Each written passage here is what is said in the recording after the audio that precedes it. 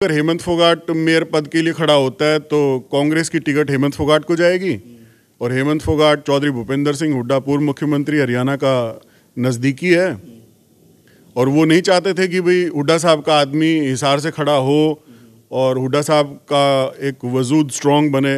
तो आपको लगता है कि चौधरी कुलदीप बिश्नोई के कांग्रेस के ऊपर नेताओं तक पहुंचे, उनके साथ अच्छी पैठ है, यही मानते हैं आप? फिर ऐसा है सर, पैठ वैठ तो कुछ नहीं है, क्योंकि उन्होंने एक बार कांग्रेस छोड़ भी दी है। तो एक बार कोई किसी के पिछवाड़े पे लात मार दो फिर कहे सॉरी, तो मुझे लगता नहीं है वो प्रेम बन सकता है। तो अभी जितने भी धड़े हैं, किरण चौधरी का गुट है या रणदीप सुरजेवाले का गुट है, कुमारी शैलजा हैं प्रदेश अध्यक्ष, हाँ, तो इन्होंने ना अपना समर्थन दे दिया अब कुमारी शैलजा को। जैसे सारे विपक्ष ने कांग्रेस को एक साइड करके टीएमसी को समर्थन दे दिया कि ममता बनर्जी होगी हमारी। तो वैसे ही अब हरियाणा में सब ने जो हुड्डा साहब के दुश्मन है ना, खुन्नस रखते हैं कि भी चौधरी भूपेंद्र सिंह हुड्डा को सरकार नहीं बनाने देनी, जैसे 2019 में नहीं बनाने दी, चाहे कांग्रेस का नाश हो जाए, चाहे कांग्रेस के तिल्ली लगा दें बारूद रख के। आप अपना हांसी से देख लो। हांसी से किसको देख लो? मैं बता रहा हूँ ना, हांसी का ही तो खुलासा कर रहा हूँ।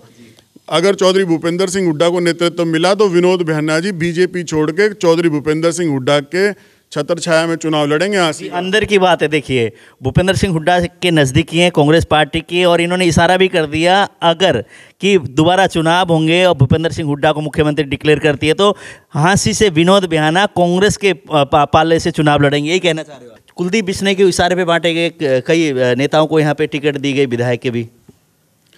ऐसे है सर, ये एक बहुत बड़ा ब्लंडर हुआ हरियाणा कांग्रेस के साथ के, मतलब किसी का पिताजी अगर मुख्यमंत्री रहेगा तो वो 15 साल तक तो चमकेगा, लोग उससे दबेंगे, डरेंगे या दबाव मानेंगे कि भाई इसका वजूद है। तो वही थ्योरी जो है कुलदीप बिश्नोई जी के साथ चल रही है।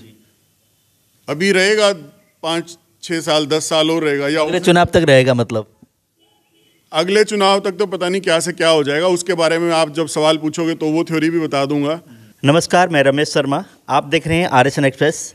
इस वक्त मैं जिनके साथ हूं, आपने पिछले दिनों, पिछले महीनों में, पिछले वर्षों में सोशल मीडिया में बड़े एक्टिव रहते थे, हेमंत फोगाट, जो कि हर कोई विषय को लेकर लाइव आना और एक तरह से अलग अलग प्रतिक्रिया इनकी देना, अपने भावनाओं को पेश करना, और जनता कमेंट करते थे उसके और रिप्लाई भी करते थे। और कई दिनों से मैं इनका ना सोशल मीडिया में दिखाई नहीं दे रहा, तो मैंने संपर्क साधा इनसे, तो इनसे कांटेक्ट हुआ, तो इनसे पूरी बात जानेंगे कहाँ थे इतने दिनों से, आजकल सोशल मीडिया में नहीं दिखाई देते, क्या कारण, उस पर भी हम बात करें। शहर की समस्याओं को लेकर भी बात करें, क्योंकि मीडिया से भी जुड़े हुए हैं ये व्यक्ति।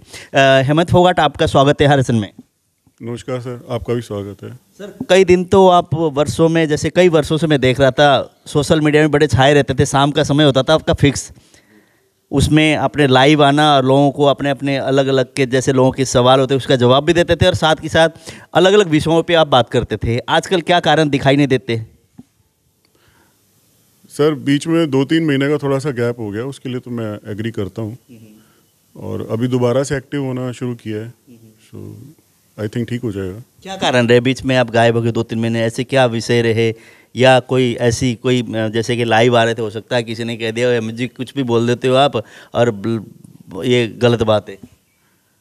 सर, ऐसा है कि ये तो बिल्कुल आपकी बात सच है कि मैं ब्लंट बोलता हूँ, खुल के बोलता हूँ, सच बोलता हूँ, बिना खौफ के बोलता हूँ, और संकोच नहीं करता सच बोलने में। और कई बार तो मैं अपने आप को ही क्रिटिसाइज़ कर देता हूँ कि मुझसे ये गलती हो गई है और इस गुनाह की सज़ा मुझे मिलनी चाहिए। बाकी हो सकता है बीच में एलनाबाद चुनाव था, तो आज मतलब एलनाबाद चुनाव से 1-1.5 महीना पहले मेरे पास फ़ोन आ गए थे कि आपको इस चुनाव में लाइव नहीं करना है, आप शांति से बैठिए आराम से। तो उस कारण भी 1-1.5 महीना में चुप रहा।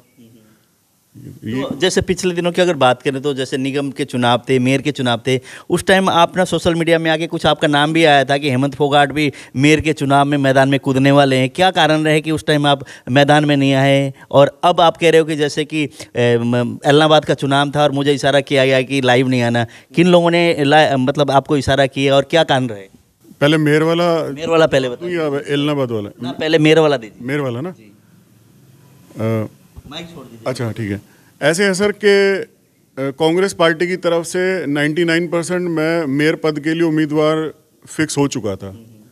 लेकिन कहीं फिर लास्ट में एकदम से एक फच्चड़ सी मारी गई कुलदीप बिश्नोई जी के द्वारा।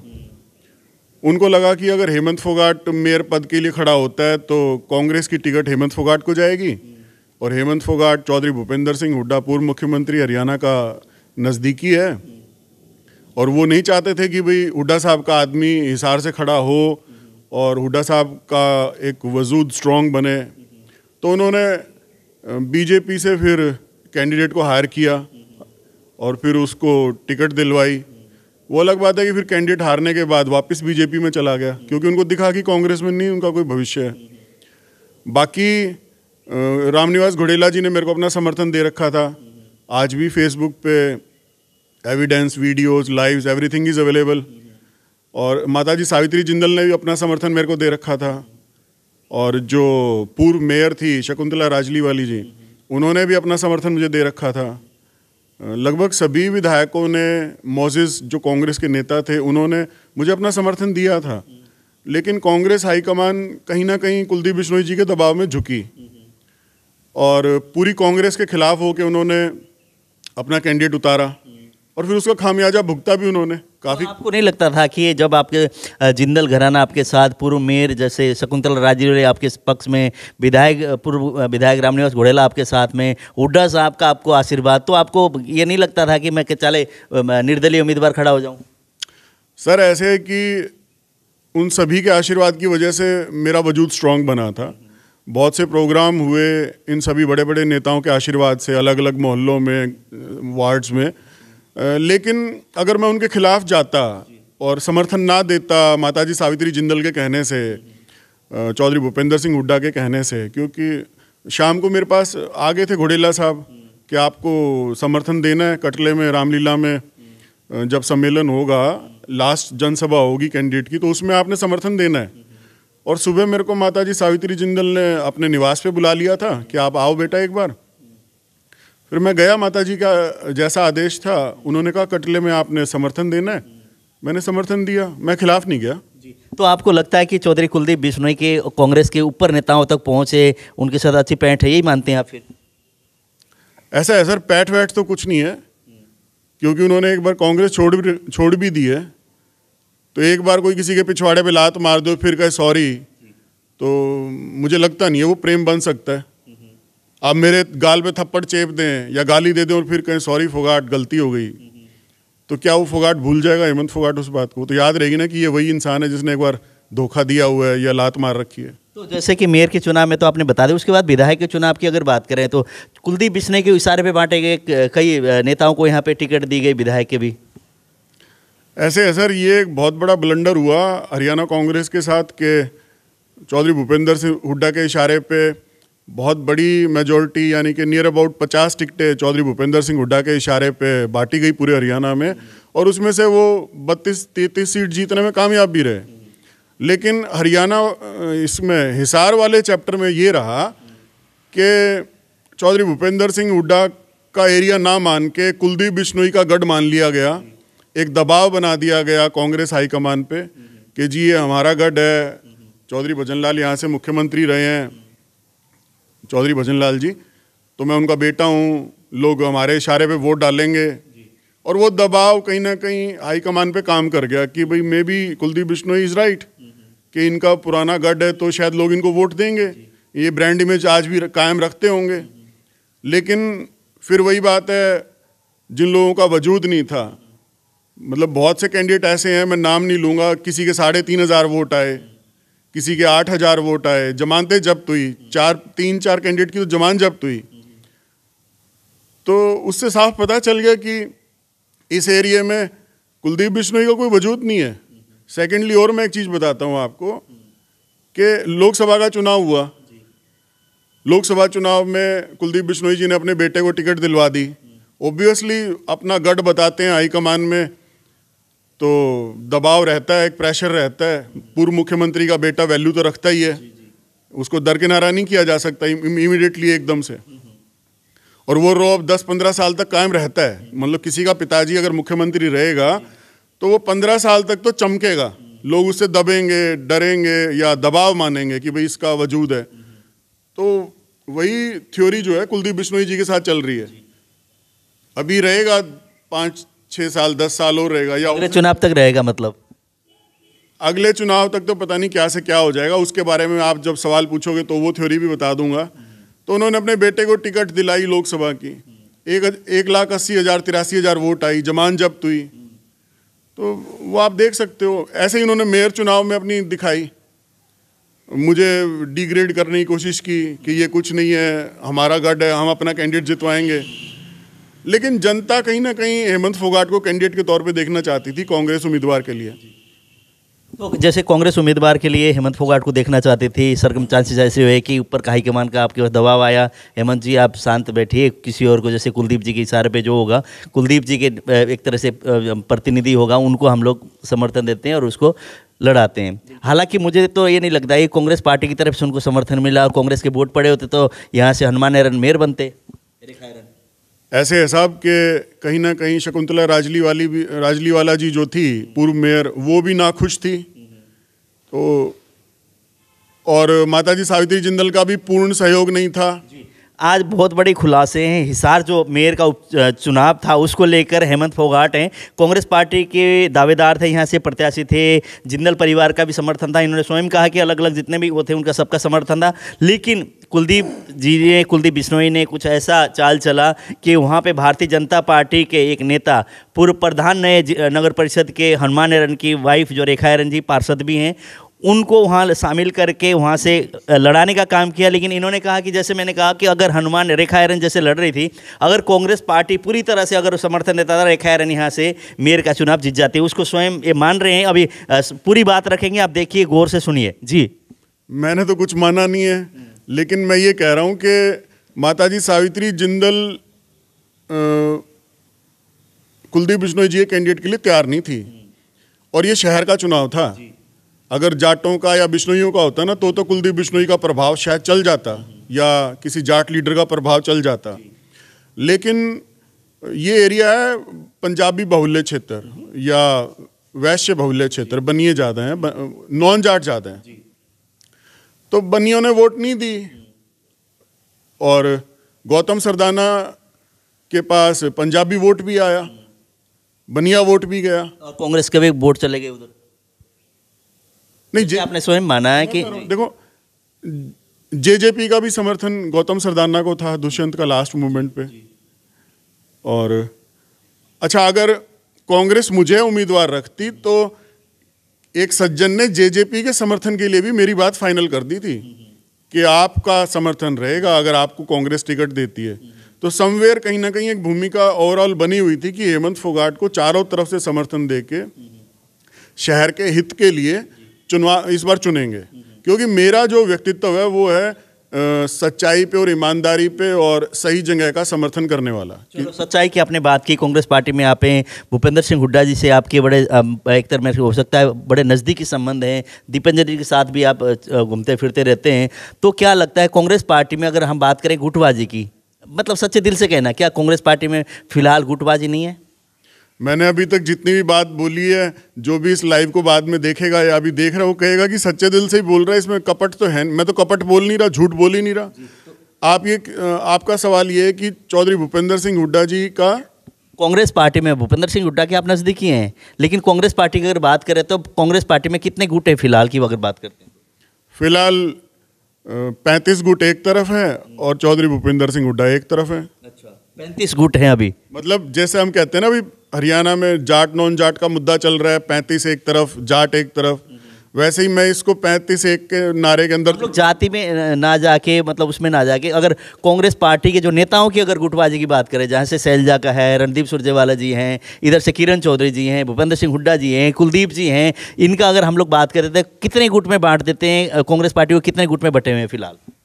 देखिए, हमें रणदीप सुरजेवाला जी टीवी पे बोलते हुए बहुत दिख जाते हैं कि वो एक प्रवक्ता हैं, हर रोज़ बयान देते हैं हर समस्या के ऊपर, लेकिन कहीं ना कहीं उनको पता है कि वो मुख्यमंत्री चेहरा नहीं है, क्योंकि कैथल में भी वो चुनाव हारे विधानसभा का, और जींद उपचुनाव भी हारे, उसमें तो जमानती 800 वोटों से बची थी, 22,000 कुछ वोट आए। मुख्यमंत्री का चेहरा कौन है कांग्रेस पार्टी का आने वाले समय? बता रहा हूँ, पूरा सुन लो, आपके दर्शकों को भी मजा आएगा कि ज्ञान पूरा मिला है।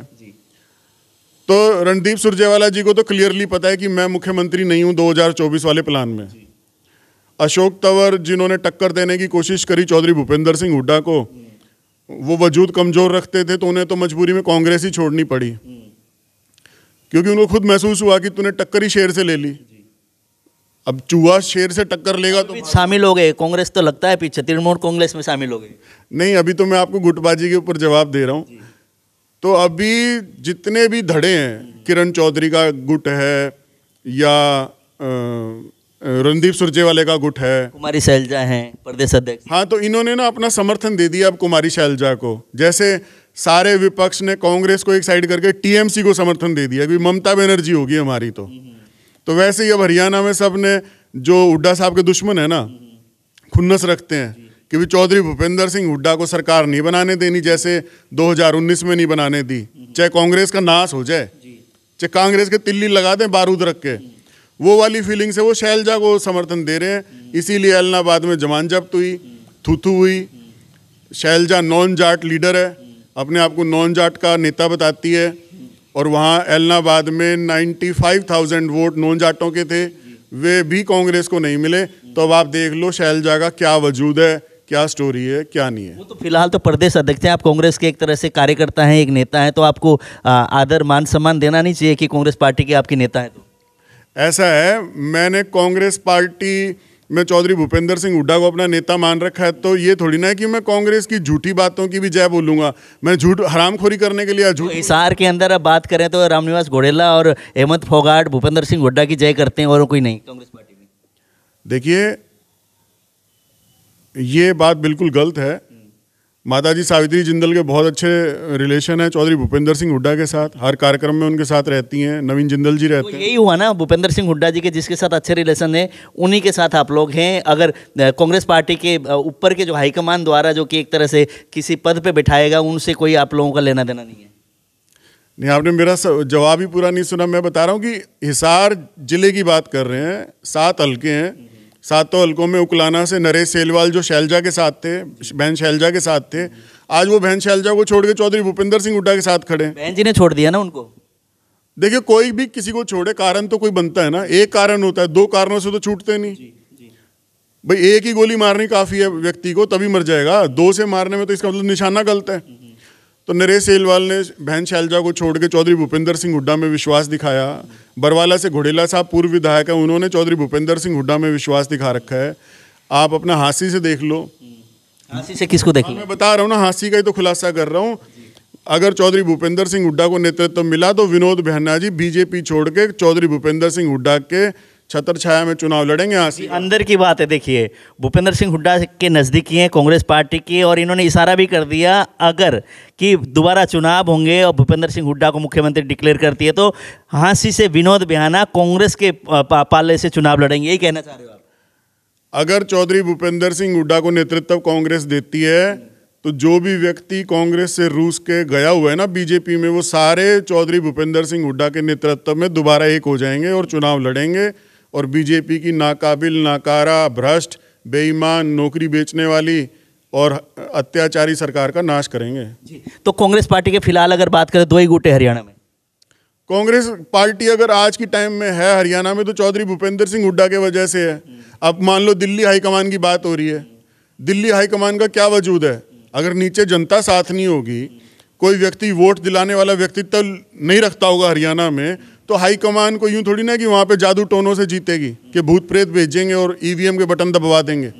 ईवीएम का बटन तो चौधरी भूपेंद्र सिंह हुड्डा के नेतृत्व में जो लोग विश्वास रखते हैं उस भरोसे पे दबाएंगे। जैसे पिछले दिनों भूपेंद्र सिंह हुड्डा जी भी कांग्रेस को एक तरह से, जो अपने केंद्र के नेता हैं, आपके जो राष्ट्रीय नेता हैं, उनको डराने की पूरी कोशिश की गई कि अलग पार्टी बनाएंगे भूपेंद्र सिंह हुड्डा, जल्दी पार्टी की घोषणा होगी, इस टाइप से बातें चलती रही हैं। उसके बावजूद ही पार्टी का कोई अभी वो नहीं है, अभी कांग्रेस पार्टी में ही है। ऐसे है रमेश साहब, आप बहुत वरिष्ठ पत्रकार हैं, मेरे से ज़्यादा ज्ञान रखते हैं, लेकिन मैं आपको एक बात बता दूं कि अगर चौधरी भूपेंद्र सिंह हुड्डा को नेतृत्व नहीं दिया कांग्रेस पार्टी ने तो हुड्डा साहब तो जो बोलने जा रहा था वो मैंने बात रोक दी, ज़्यादा ज्वलनशील हो जाएगी, लोग वायरल कर आप ये कहना चाह रहे हैं कि पार्टी अवश्य खड़ी होगी? नहीं, मैं आपके विचार से, आपके भाव से ऐसे ही लग रहा था। अगर के मैं कुछ और बोलने जा रहा था, वो ज़्यादा गंभीर ज्वलनशील था। पार्टी नहीं बनेगी या बीजेपी में जाएंगे या टीएमसी में जाएंगे, वो तो सभी को पता है। इन 3-4 बातों का तो सभी आंकलन लगा रहे हैं। लेकिन मैं जो बोलने जा रहा था वो मेरे अपने विचार थे, उनको मैंने रोक लिया, कहीं ज़्यादा आग ना लग जाए वीडियो में। कोई बात नहीं, दर्शक जानना भी चाहेंगे, आप बता दीजिए क्या आप बिल्कुल बेधड़क होकर आप बात कर सकते हैं और करते भी हैं। वैसे लाइव आकर आप बोलते हैं, तो आज तो मैं आपसे सवाल पूछ रहा हूँ, तो सवाल का आप जवाब भी दे सकते हैं। ऐसे रमेश सर के चौधरी भूपेंद्र सिंह हुड्डा का मुख्यमंत्री बनना 2024 में उनके मतलब उनके राजनीतिक भविष्य के लिए भी जरूरी है। क्योंकि अगर चौधरी भूपेंद्र सिंह हुड्डा मुख्यमंत्री बनते हैं तो आगे फिर हमारे जो माननीय सांसद हैं राज्यसभा के, और हमारे नेता भी हैं और मेरे दिलों की धड़कन भी हैं, और हरियाणा के युवा के दिलों की धड़कन भी हैं, चौधरी दीपेंद्र सिंह हुड्डा, उनकी राजनीति भी उसी दामोदार पे चलेगी।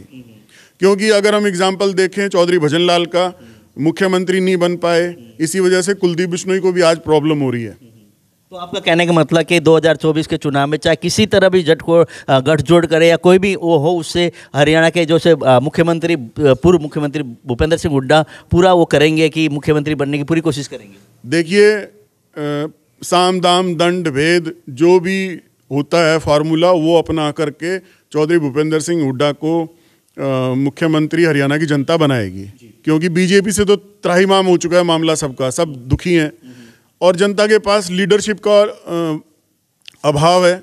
और चौधरी भूपेंद्र सिंह हुड्डा के अलावा कोई नेतृत्व नहीं है हरियाणा में, कांग्रेस का, पूरे हरियाणा में किसी भी तरफ पार्टी से देख लें। और जो चौधरी भूपेंद्र सिंह हुड्डा जी की नीतियां थी, जैसे किसानों को फसल का भाव देना, एक डायलॉग भी बड़ा मशहूर हो गया था, हुड्डा तेरे राज में जीरी चली जहाज में। और फिर उन्होंने किसानों की जमीन एक्वायर करी। देखिए, बदनाम तो लोगों ने माता सीता को भी कर दिया था, लांछन तो लोगों ने भगवान राम पे भी लगाए हैं, भगवान राम को नहीं बख्शा। सगे भाई आपस में लड़ते हुए दिखते हैं, हर घर में आप जाके देख लो। तो एक्सेप्शंस आर देयर, लेकिन किसान की ज़मीन एक्वायर हुई तो उसको बहुत गजब के भाव दिए, हरियाणा की डेवलपमेंट हुई, हरियाणा एक एजुकेशन हब बना, हरियाणा एक मेडिकल हब बना, एम्स बने, कल्पना चावला मेडिकल कॉलेज बना, 5 पावर प्लांट लगे। आज बल्कि हरियाणा सरकार, बीजेपी सरकार उन सभी प्लांट्स को चला भी नहीं रही, क्योंकि कहती है कि बिजली सरप्लस में हो गई है। तो ये सब जो अच्छा एक एक्सप्रेस वे बना जिसका आज हम लुत्फ उठाते हैं, ये सब चौधरी भूपेंद्र सिंह हुड्डा के कार्यकाल में हुए। जितनी फास्ट तरीके से हुए, जनता कायल है उस चीज़ की। और गुंडे बदमाशों का अंत हुआ था। कौन नहीं जानता कि सभी गुंडे योगी स्टाइल में मरवाने शुरू कर दिए थे चौधरी भूपेंद्र सिंह हुड्डा ने, कि एनकाउंटर करो। योगी स्टाइल आपने कही, यूपी की हम बात कर रहे हैं, तो यूपी में जैसे योगी सरकार है, तो आप मानते हैं योगी सरकार यूपी में अच्छा काम हो जाएगा, सारे अच्छा काम खुलवाओगे, अच्छा काम कर रही है, इंटरव्यू लंबा हो जाएगा सारे। आपने योगी सरकार का नाम लिया है, आदित्यनाथ योगी, वहाँ से एक तरह से भारतीय जनता पार्टी की सरकार है यूपी में, आपने उनके गुणगान गाए एक तरह से, योगी का आपने एक तरह से कहा कि बढ़िया काम कर रहे हैं, वही आपने कहना चाह रहे हैं ना? ऐसे है सर कि मेरे बयान को तो कोई तवज्जो देगा नहीं, लेकिन अभी 2 दिन पहले गुलाम नबी आज़ाद जी, जो G23 के गैंग लीडर हैं, नेतृत्व कर रहे हैं G23 का, उन्होंने खुद कहा है कि यूपी में कांग्रेस 300 सीट नहीं जीत पाएगी, बहुमत आने का चांस ही नहीं है। तो अब वो शायद इसीलिए तो कह रहे होंगे कि भाई कहीं उनको भाजपा में काबिलियत दिख रही होगी। तो आप क्या इशारा करना चाह रहे हो कि आने वाले चुनाव में कांग्रेस पार्टी के क्या रहने वाला है? यूपी में, हरियाणा में, पूरे जो जिन स्टेटों में चुनाव है, पंजाब में भी है, यूपी में भी है, अन्य उसमें स्टेटों में भी है चुनाव। पंजाब में तो कैप्टन अमरिंदर सिंह ने लात मार दी है कांग्रेस के, बढ़िया वाली, बोला जाट की, वो सरदार की लात का दम देखो, उनका तो घोंसला ही उजाड़ दिया लात मार के। अब तो वो तिनके बटोरते घूम रहे हैं।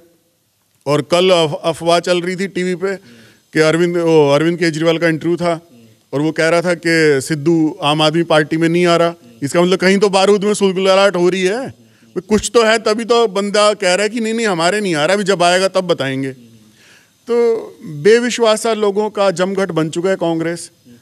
यूपी का आपको पता ही है क्लियरली, अंधा भी महसूस करके बता सकता है कि बॉस यहाँ कुछ कांग्रेस का नहीं होने वाला। तो मतलब कुल मिलाकर बात करें तो आप भी अंधे भगत हैं भूपेंद्र सिंह हुड्डा के? सर, अंधा भक्त क्या होता है? मान लो चौधरी भूपेंद्र सिंह हुड्डा ने 10 कत्ल कर रखे होते जैसे चौटाला साहब मशहूर हैं कि बड़े दबंग लीडर हैं, कुछ भी कर देते हैं, सब डरते हैं। अगर वैसा व्यक्तित्व होता तो हेमंत फोगाट कभी चौधरी भूपेंद्र सिंह हुड्डा का कायल ही ना होता। मैं तो उनकी अच्छाइयों की वजह से कायल हूँ कि वो अच्छे काम करें उन्होंने हरियाणा के लिए। जो आज खिलाड़ियों को 4-4 करोड़ 6-6 करोड़ या 20 करोड़ मिल रहे हैं, ये रीत तो चौधरी भूपेंद्र सिंह हुड्डा की शुरू करी हुई है कि 2 करोड़ दो, ऑडी गाड़ी दो, बढ़िया IAS IPS HCS वाली नौकरी दो। तो ये तो हुड्डा साहब के काम बोल रहे हैं। मैं मेरे अकेले बोलने से क्या हुड्डा साहब को वोट मिल जाएगा? जैसे कि आप सेक्टर 15 यहाँ पे रहते हैं और हिसार के आप नागरिक हैं। फिलहाल अगर हम बात करें हिसार में जो एक तरह से प्रशासन की और सरकार एक बात करती है कि अंतिम व्यक्ति तक हमारी योजनाएं पहुंचे, अंतिम व्यक्ति तक लाभ हो उस चीज़ का, उसको लेकर आप किस तरह की प्रतिक्रिया आपकी? क्यों पिछले दिनों आप लाइव आके कोई ना कोई टॉपिक पे आप बोलते रहते थे, इन दिनों आप कई दिनों से मैं वही बोल रहा था आ ही नहीं रहे, तो आपके मन में भड़ास भी होगी, कुछ भड़ास निकालिए। भड़ास तो ये है कि हिसार शहर की ऐसी तैसी फेर दी है नगर निगम के मेयर साहब ने। हर फुटपाथ पे रेहड़ियाँ खड़ी हैं और एक पर्टिकुलर समुदाय जो मेयर साहब की जाति से संबंध रखता है, उन्होंने अपनी दुकानों के आगे चौतरे के आगे चौतरा, फिर उसके आगे एक चौतरा, पता चला सड़क ख़त्म हो चुकी है।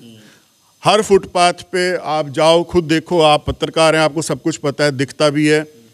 हर फुटपाथ पे रेहड़ी खड़ी है, खोमचे वाले बैठे हैं, कब्जा हो चुका है। पैदल चलने वाला व्यक्ति जो सीनियर सिटीजन है, उसकी जान को खतरा बना हुआ है कि वो सड़क पे चले तो ट्रक वाला टक्कर मारेगा और ऊपर चले तो ऊपर चलने के लिए जगह ही नहीं बची। तो मुझे तो ये लग रहा है कि बढ़िया वाला हफ्ता जा रहा है मेयर साहब के रेहड़ी वालों के द्वारा।